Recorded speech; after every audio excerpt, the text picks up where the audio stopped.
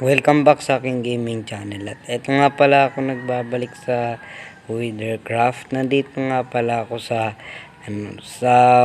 Wither Village sa Minecraft. At ito nga pala, medyo natagalan ko ng konti ang pag-upload ko ngayong araw dahil wala akong maisip na iba pang i-upload, kaya ito na lang munang i-upload ko sa sa may Wither Village.